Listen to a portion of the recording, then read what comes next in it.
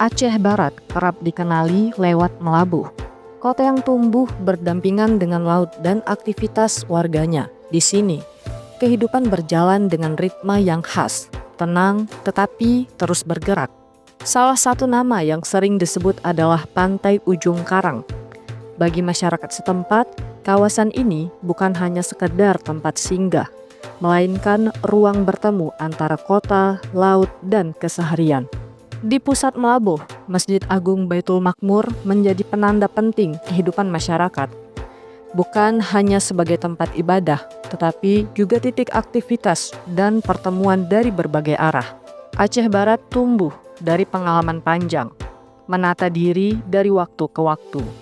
Wilayah ini tidak selalu bercerita dengan suara keras, namun menghadirkan kisah yang mengalir pelan tentang kota, masyarakat, dan perjalanan yang terus berlanjut di pesisir barat Aceh. Assalamualaikum.